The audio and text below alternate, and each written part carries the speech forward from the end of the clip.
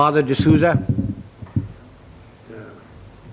General D'Souza, ladies and gentlemen, I'm here under false pretenses.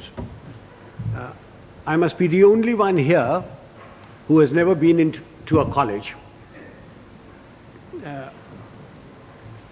General D'Souza has told you all about me. I'm most appreciative of his kind words. My only regret is that my wife wasn't here to hear them. She would have treated me with greater respect. And when I say I'm uneducated, I really mean it. I must be the only member of my family who isn't a graduate.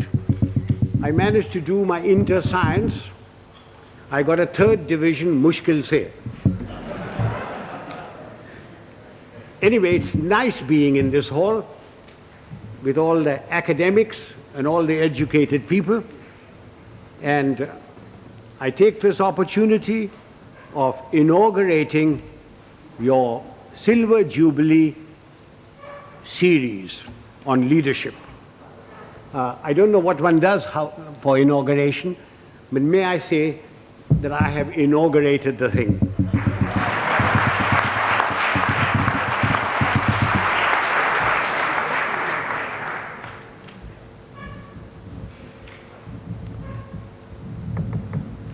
For a long time, I've been watching the scene in India very carefully. Wherever I go, whenever I pick up a newspaper, I find there are shortages.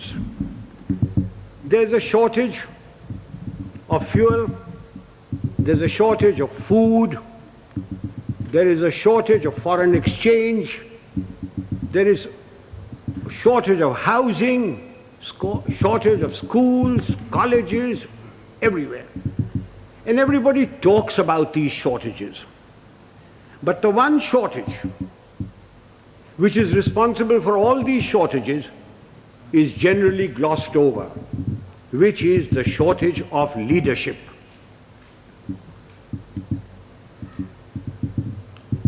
Father, don't misunderstand me, and gentlemen of the press, please don't misquote me, which you are always capable of doing and which you continue doing. When I talk of shortage of leadership, I do not mean just political leadership. I mean leadership in every walk of life. Whether it's political, administrative, in educational institutions, in our sports organizations, in our industry, amongst labor, amongst the law and order contingents, there is a shortage of leadership. I do not know whether leaders are born or leaders are made. There is a school of thought which says leaders are born. Father, we have a population of 780 million people, and we procreate at the rate of 1 Australia every year. And yet, there is a shortage of leadership. So if those of you who think that leaders are born and who contribute to that theory, may I suggest you throw away all Planned Parenthood and really let yourselves go. If leaders are not born, can leaders be made? It is my view that give me a man with reasonable common sense and decency, you can make a leader out of him. What are the attributes of leadership? There are many attributes. The cardinal attribute for leadership is professional knowledge and professional competence. Now you will agree with me that you cannot be born with professional knowledge. Even if you are the child of a minister, the son of a member of parliament or the progeny of a field marshal. Professional knowledge has to be acquired the hard way. It is a constant study. Professors, engineers, architects, lawyers, solicitors, doctors, they all study their professions continuously. They all contribute to magazines, to newsprints, to all sorts of things. But we in India, as soon as we reach positions of power, whether it's ministerial, secretarial, armed forces, or anywhere else, we think we are the repository of all knowledge. Professional knowledge has to be acquired the hard way. And without professional knowledge, you can never have professional competence. And if you haven't got professional competence, you cannot be a leader. I wonder, those civilian gentlemen who have been charged with the security of this country, whether they have ever read a book on the military profession. I wonder if they know the difference between a gun or a howitzer. I remember a minister one day coming to me. I'd left being the army chief then, and said, and I will talk to you in his own language, "Zara batao, ye howitzer kya cheez hoti hai?" And I said, "What are you talking about, howitzer?" Then I discovered that he meant a howitzer. And I said, "Well, why are you asking me? Why don't you ask the army chief and others?" He said, "Kaise पूछे उनसे? मैं minister हूँ, तेरे से तो पूछ लेता हूँ, तू जानता है कि मैं बेवकूफ हूँ." I wonder if they can distinguish a mortar from a mortar, or a gorilla from a gorilla, although a great many resemble the latter. Ladies and gentlemen, professional knowledge is a sine qua non of leadership. You have to have professional competence if you are expected to lead anything. It doesn't matter whether you are in the army, whether you are in the teaching profession, whether you are in industry. Unless you have professional competence and professional knowledge, you cannot be a leader. And it has to be acquired the hard way. You've got to study all your life. What takes me to the next attribute? The ability to make up your mind and take a decision. And having taken that decision, accepting full responsibility for it. Those of us who have suffered at the hands of superiors who cannot take a decision know what it's like. An act of omission is much worse than an act of commission. An act of commission can be put right, even if the decision is wrong, by colleagues, by subordinates, by somebody. But an act of omission cannot be put right. Why does a person not take a decision? Because he lacks confidence. Why does he lack confidence? Because he lacks professional knowledge and competence. Eustace will tell you that when I was the army chief, I'd go around, ask my generals, "What are you doing about this?" And he said, "Sir, I've been thinking, I've been considering." And then I produced for myself a Manekshawism. And Father, will you forgive my language? I used to say, if you must be a bloody fool, be one quickly. Take a decision and then accept full responsibility for it. Do you know how much money is lost in the country because somebody won't take a decision? Costs escalate, papers lie in somebody's place for days, for months, for years. And when they finally take a decision, the cost of a project, the cost of something has gone up tenfold. Who suffers? We, the people of India, suffer. So that's the second requisite for leadership. The ability to make up one's mind, take a decision, and then stand by it. Don't pass the buck on to your subordinate. It's your decision. What comes next? Absolute justice and impartiality. Those of us who have dealt with masses of men, and I've dealt with over 1 million men in my time, know the value of this.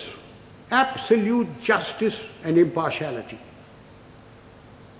No man likes being punished, and yet men will accept punishment if they know that everybody who commits that sort of a crime gets the same sort of punishment. They will take it stoically. They may not like it, they may not like you, but they will respect you.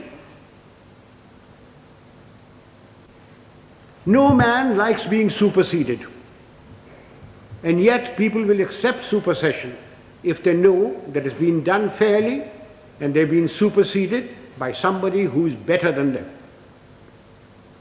But not because he happens to be a minister's son or related to Father D'Souza or the field marshal's wife's current boyfriend. Men will accept supersession. They may not like it, but they will do it. Now, ladies and gentlemen, this is very, very important in our country. We have tremendous pressures. We have large families. We have fathers, mothers, uncles, aunts, nephews, nieces, their fathers, mothers, etc. We have pressures from them. We have pressures from members of parliament. We have pressures from all sorts of people. And we lack the courage to withstand that pressure. This is very important for us in India. And that takes me to the next attribute: moral and physical courage. I do not know which is more important, moral courage or physical courage. Were I talking to a lot of soldiers, I would lay emphasis on physical courage. But since I'm only talking to a handful of soldiers, and mostly civilians, I will lay emphasis on moral courage. What is moral courage? Moral courage is the ability to distinguish right from wrong. And having distinguished that, you must have the courage to stand up and say your piece, irrespective of what your superior thinks, irrespective of your colleagues, irrespective of your subordinates. You must have the courage to say so. A yes man is a horrible man. He must be shunned. He is a disgrace. He may rise very high. He may become a minister. He may become a field marshal. But he will never, never become a leader. He will be used by his superiors. He will be disliked by his colleagues, and his subordinates have no respect for them. Moral courage is essential. Now, since you wanted to know some examples of moral courage from my past. I will give you a little story. In 1970, when General Yahya Khan put all the pressure on East Pakistan as it was then, and refugees started coming to India, there was a cabinet meeting. I remember the date very well, 28th of April. I was summoned. I had a very strong Prime Minister and Mrs. Gandhi, who ranted and raved at me, said, "What are you doing about it? I've got so many refugees. The Chief Minister of Bengal has just sent me a telegram. The Chief Minister of Tripura has done this. The Chief Minister of Assam is writing that there are more Bengalis there than their own population. What are you doing about it?" And I said, "Nothing. Got nothing to do with me." And she said, "I want you to go in and take action." And I said, "Do you know what that means, Prime Minister?" And she said, "No." I said, "It means war." And she said, "I don't mind if there's war." So I said, "May I please quote from the Bible, the first book, the first chapter, the first verse? God said, 'Let there be light,' and there was light. And you say, 'Let there be war,' there be war. Are you ready?" I'm not ready. I'm not prepared. It is not the right time to go in. The monsoon will break very shortly, and the whole of East Pakistan will be a swamp. I will not be able to operate. The Air Force will not be able to operate. April is a month when we glean the harvest. And the Agriculture Minister was Mr. Fakhruddin Ali Ahmed. And I said, "I will require every railway wagon, I will require every train, I will require all the road space to move my troops. And you will not be able to move your harvest. And then if there is a famine, don't blame me." And I said, the passes in the Himalayas start opening now, the snow melts. And then if the Chinese give us an ultimatum, I will have to fight on two fronts. And then the External Affairs Minister, a Khalsa, Sardar Swaran Singh, said, "Do you think China will give ultimatum?" And I said, "You are the foreign minister, you tell me." And then my own minister, Jagjeevan Ram, who couldn't call me Sam, he used to call me Sham.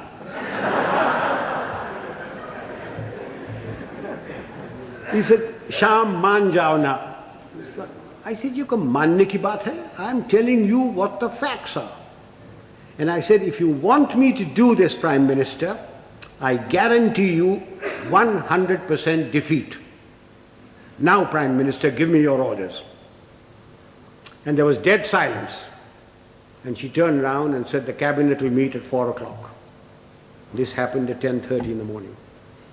So, as the cabinet ministers walked out, I being the junior most man there, was the last to go, she said, "Chief, will you stay behind?" So I shut the door and I said, "Prime Minister, before you speak, do you wish me to send in my resignation on grounds of health, mental or physical?" I said, "Oh, sit down." He said, "Everything you told me correct?" I said, "It's my job to fight. It's my job to tell you. If your father in 1962 had me as his commander-in-chief, the country would not have been disgraced. The army would not have been beaten. But the army chief did not have moral courage of turning around and telling him he wasn't ready." So she said, "All right, you know what I want?" And I said, "Yes, I know what you want. And I must be allowed to do it my own way."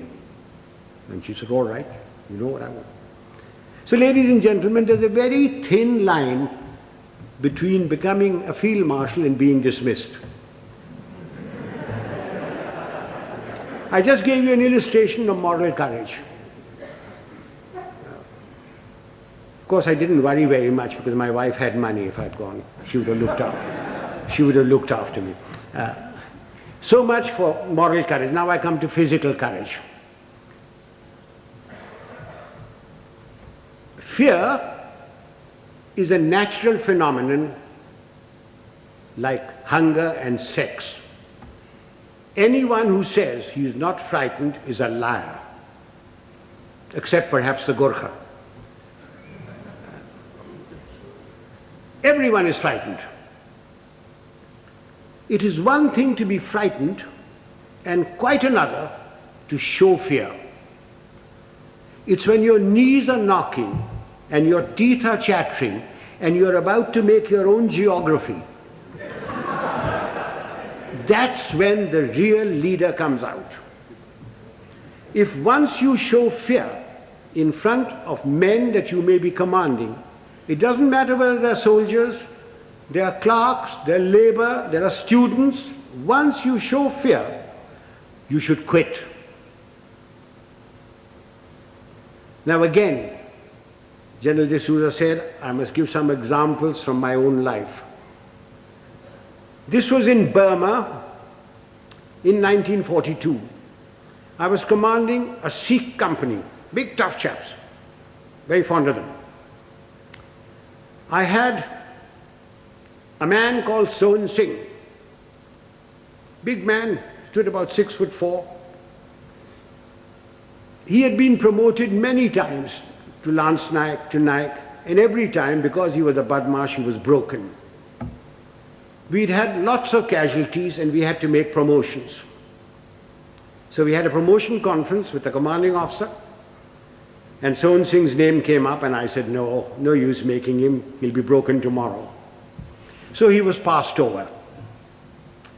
The conference finished, names were published. I came back to my Basha where my company was in the jungle, and I found my senior Subedar Balwant Singh terribly worried. And he said, Saab, Sohan Singh ko kaid kar diya. I said, क्यों क्या हुआ? उसने बोला कि आज आपको साहब गोली मारेगा. So I said, oh, अच्छा, पेशी होगा. So a stool was put in, a table was put there, and Sohan Singh was marched up in front of me. Sohan Singh was at that time a light machine gunner, and light machine gunners carried pistols, and his pistol was taken away from him. So he was marched up in front of me, the usual charge was read out, and I said, Sohan Singh, क्या बात है? साहब गलती हो गया. So I said, तुमने बोला कि तू हमको गोली मारेगा. So I picked up the pistol, loaded it, walked up to him, handed the pistol to him. I said, तेरा दिल है मारने का, मारो. And he said, नहीं साहब गलती हो गया. So I gave him a tight slap. I said, case dismissed, जाओ भागो. I went off to the mess, had my dinner, came back, and everybody in the company was very worried. And the Subedar Saab, Balwant Singh said, नहीं साहब आज रात आपको गोली मारेगा. So I shouted out, Sohan Singh किधर है? Sohan Singh came along. I said, Sohan Singh आज रात मेरा बादशाह पर तुम सेंट्री होगा, और कल सुबह 5 बजे 1 मग्गा चाह और 1 मग्गा गर्म पानी दाढ़ी बनाने के लिए. कोई शक? बेशक, भागो. And I went in there. I was woken up in the morning by Sohan Singh with a mug of tea and a mug of hot water, and he followed me like a lamb throughout the conflict. Now, ladies and gentlemen, if you think I wasn't frightened, you are mistaken. I was terrified. But if I hadn't done that and put Sohan Singh in the clink or something like that, everybody would have said, देखा हमारा साहब डरता है. Just an example of this. How often during riots and all that, some young sergeant with nothing but a little stick in his hand has walked in and quelled everything by showing courage. So physical courage is essential to leadership. You needn't be foolhardy like I was. I was very young. I don't know whether I'd do it today. But physical courage is essential. That takes me to the other attribute, loyalty. Now, does loyalty require very much explanation? We all expect loyalty from our subordinates. Do we give loyalty to them? Loyalty is a two-way thing. We expect loyalty, we have to give loyalty. Do we give loyalty to our colleagues? So remember that for leadership, you expect loyalty, you've got to give loyalty. Time is running short. There are other attributes. Remember, leadership is nothing else but management of men and resources. Management of men. Men have problems. Men in numbers can be very nasty, and a leader must be able to deal with them very firmly. When people misbehave, like they are misbehaving in Bombay these days, it's no use saying Jai Hind to them. You've got to deal with them very, very firmly. But you must never forget that men have problems. They have human problems. They have problems of debt, of family problems. They get easily despondent. And therefore, the leader must have a human touch.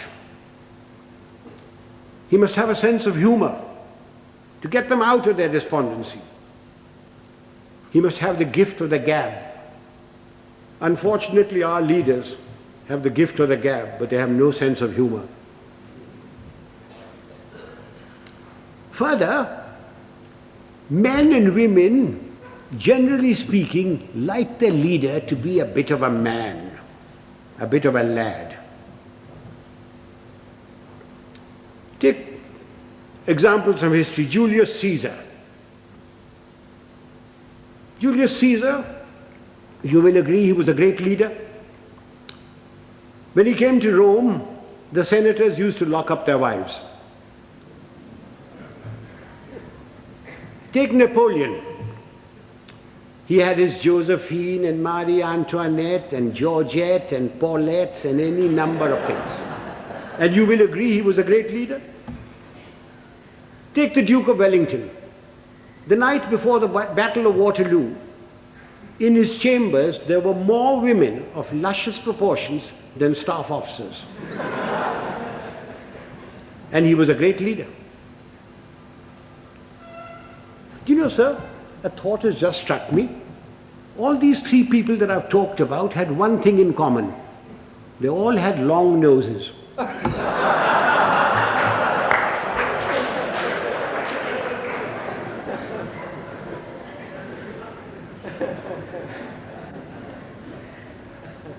If my time is not up, can I crave your indulgence and talk for another 10 minutes? Ladies and gentlemen, no amount of leadership will put things right. There are two other aspects that we Indians must know and we lack badly. One is discipline and the second is character. What is discipline? Discipline is a code of conduct for decent living in society one with the other. Who lays down this code of conduct? Not the Prime Minister, not Parliament. Of course it's laid down in the Army Act. But I'm not trying to impose the Army Act on you. This code of conduct has come to us from father to son, from mother to daughter, from times immemorial. It's in the Bible, it's in the Gita, it's in the words of Nanak, in the sayings of Muhammad and Buddha. It's all come down. It's been refined as cultures have changed. Again, let me illustrate this by example.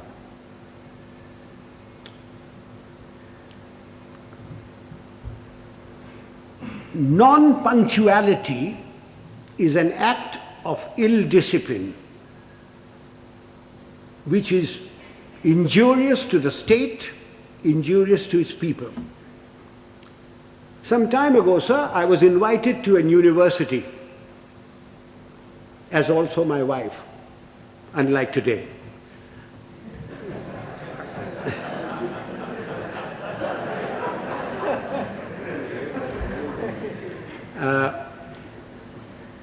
I was called there at a convocation at 5 o'clock in the evening.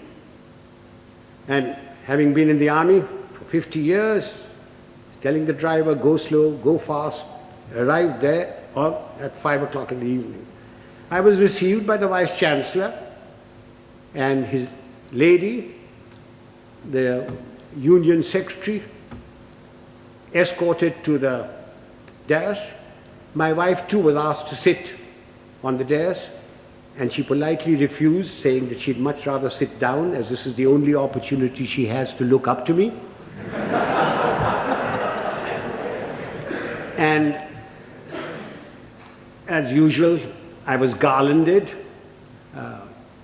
The Vice Chancellor sang my praises and asked me to talk to these people. There were about 5,000 boys and girls there, plus deans, plus professors, plus lecturers, everybody. And as I got up to get to the desk, to the lectern, the Vice Chancellor says to me, sotto voce, Field Marshal, a fortnight ago we had invited a VIP to the same function. He was allowed to stand at the lectern for exactly 15 seconds. I wish you good luck. I said to myself, had the Vice Chancellor said this in his letter of invitation, I wonder whether I would have come. Anyway, I got up to the lectern and I addressed the gathering for the amount of time that I was allowed. I was heard in pin-drop silence, and at the end of it, I got a thunderous applause. The Vice Chancellor and his lady, the deans, professors, lecturers, the student body, and even my wife stood up and gave me a standing ovation. I was most relieved. Although my wife told me afterwards that I looked pale. After the usual vote of thanks, etc., we went out into the gardens where refreshments were given. And I, having an eye for a pretty girl, walked up to a pert little thing wearing lovely jeans, tight-fitting, and I started a conversation which ran as follows. I said, my dear, why were you so kind to me today, all of you? I not having the looks of Rajesh Khanna or Amitabh Bachchan, or a speaker like M.G. Ramachandran, when only the other day you were so rude to a VIP. And she said, I quote, "Oh, Field Marshal, that dreadful man. We had invited him at 5 o'clock. He turned up at 6. He brought with him a bevy of security people who pushed us aside and took their places where we should be sitting. He brought with him 2 of his brats, grandchildren probably.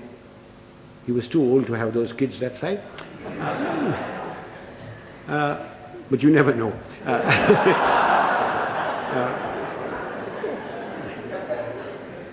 He was received by the Vice Chancellor and lady.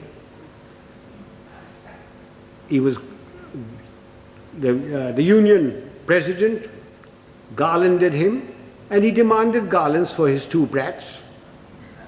The Union President, being very flexible, diverted the garlands for the Vice Chancellor and his lady to these brats. And then the Vice Chancellor sang his praises, saying how fortunate we were that he had come here, that he has done so much for the country, And all the while, this man sat there. He had come unwashed, unshaven, wearing a dhoti, exposing 4/5 of his legs, scratching away.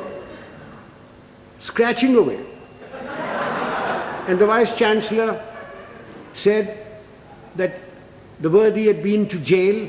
When he said that, the girl said, I almost shouted he should be there now. Then the Vice-Chancellor asked him to go to the lectern and to talk to us. So he picked up the lemonade or limca or whatever was there, which belonged to his female offspring, and took a sip, which started a howl. When that subsided, the worthy came to the lectern and said, friends and well-wishers, I have not had time to prepare my speech, but my secretary has written something for me, and he produced a whole heap of paper. He said, without any premeditation, without any thought, we made a stay, very short. I unquote. Sir, I thank my lucky stars that 50 years in the army had made me come on time, that I'd been brought up to shave in the morning and shave in the evening if there was a function, that I had a lounge suit on, and although I have very nice legs, I didn't expose them, that I didn't suffer from itch or eczema to indulge in the scratching of the unmentionable.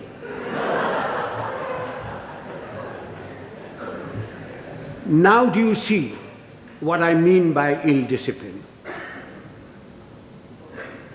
Had the worthy come on time, according to the program, talked to the people and given them advice, can you imagine what a lot of good it would have done? Instead of that, his act of ill discipline produced more ill discipline. Now, this is not a matter to be laughed at and forgotten. We people in India are terribly ill disciplined. We think because we've got freedom that we can do what we like. I do not stop you from criticizing, to standing up for your rights. I think it's your duty to do it. But what I abhor are the acts that we've gone into because we've got freedom. Why do we have to spit pan all over?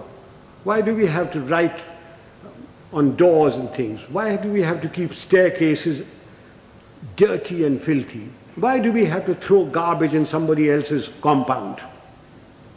These are all acts of ill discipline. It is because of these acts of ill discipline that you have corruption, you have smuggling, you have all sorts of things.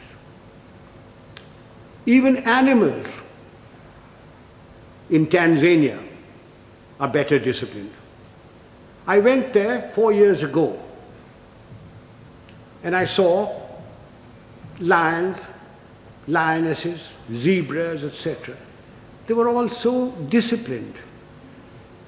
If the lion wanted to do his stuff, he went behind cover. He didn't spit. I came back from Tanzania. I arrived at Bombay airport. I cleared my baggage, and as I was walking out, there was a big, fat slob of a man who squirted damn pan on my trousers. And when I gave him a tight kick, he was most indignant. He didn't think he'd done any wrong. Why? Why do we tolerate it? So much for discipline. So everybody's been extremely well disciplined so far. Will you give me your indulgence for just another few minutes? I said character. By character, I don't mean the sort of thing which the father will preach to you. Of course you must be honest. Of course you must be truthful. Of course you mustn't covet thy neighbor's wife. Not when father is listening. Of course you mustn't. All that is part of character. But I mean something bigger. It's knowing yourself, knowing what you really are. Unfortunately, we lack that sort of character. And what little we have is denuded by our fans, by the sycophants around us, by the hangers-on. Again, let me illustrate this by an example. Some years ago, Hollywood produced a picture of the great violinist and composer Paganini. And they got a very handsome actor, tall, good actor, who had some knowledge of the violin, to take the part of Paganini. And he was drilled to perfection, so that when that little cadenza was played and screened, the critics raved over it, raved at the movement of his fingers and of his bow. And this man's fans, sycophants, hangers-on, went on telling him that he was greater than Menuhin, greater than Heifetz, greater than Chrysler. And the man started believing it. And it took 8 months in a psychiatric home to rid him of this delusion. Do you know, sir, after the 1971 conflict, my fans, my hangers-on, the sycophants around me kept telling me, "Sir, you are the greatest general the century has produced. You are better than Rommel. You are better than Guderian. Auchinleck was nothing." And just as I was beginning to believe it, the Prime Minister created me Field Marshal and sent me off to the Nilgiris. And a hard-headed, no-nonsense wife deprived one more inmate of a psychiatric home. I thank you, sir.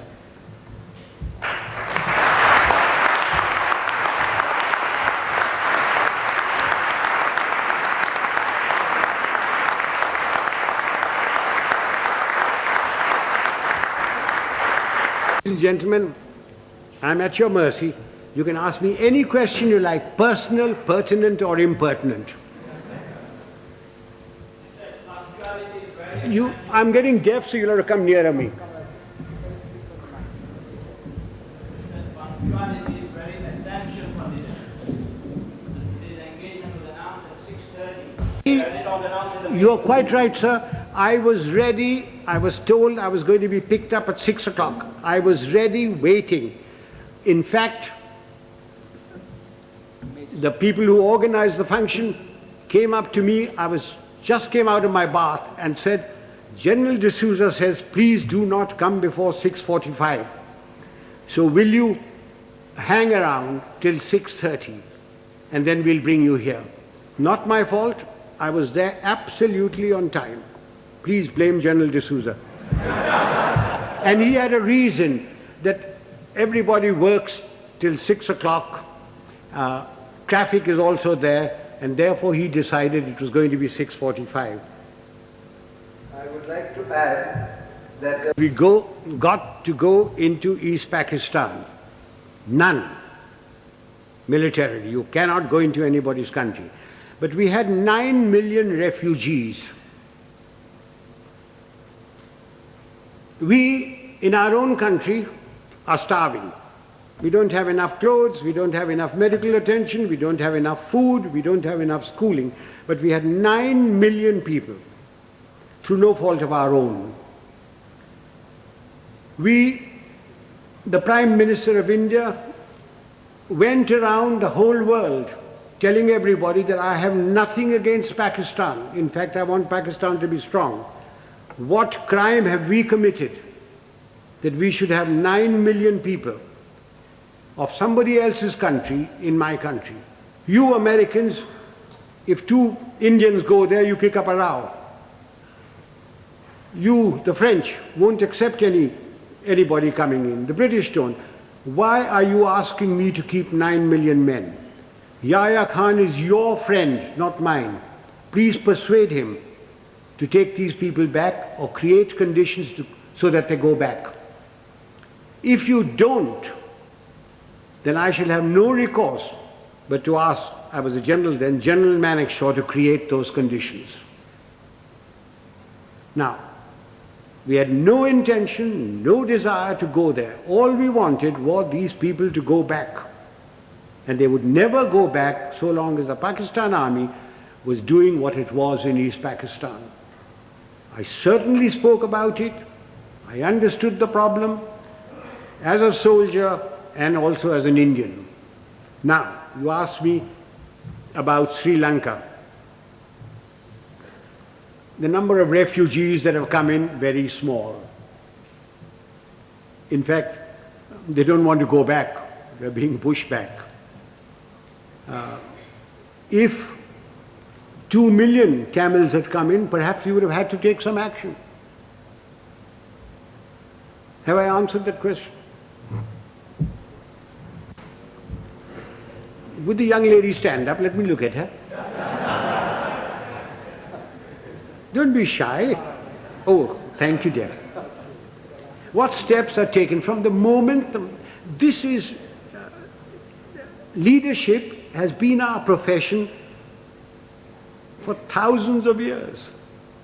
For thousands of years. The army has provided the leadership. From the moment the man joins, he comes into an environment of discipline and somebody who is his leader there, and he learns. We don't have courses for leadership. It is by example. If the general officer commanding in chief comes unshaven, you don't expect the others to be shaven, to shave. But because he is shaven, properly washed, properly clothed, everybody else is. If the general officer or the colonel takes bribes, then you don't expect his people not to take bribes. But he doesn't take bribes. Now you ask me, why doesn't he take bribes? Everybody else in India does. And the answer is very simple. It's environment and also fear. If I gave an order and one man disobeyed it, he could be tried by court-martial and given 2 years imprisonment. If 2 men disobeyed my orders, it is considered as mutiny. He is tried by general court-martial, and given 14 years imprisonment. But in civil life, who cares? The policeman takes a bribe. The inspector takes a bribe. Somebody disobeys orders, what happens? You suspend him. He gets a writ petition by paying 25 rupees to any wakil. His case drags on. Eventually he is reinstated, probably gets promotion. But in the case of the army, there's an environment from the moment he joins plus fear. There is great fear.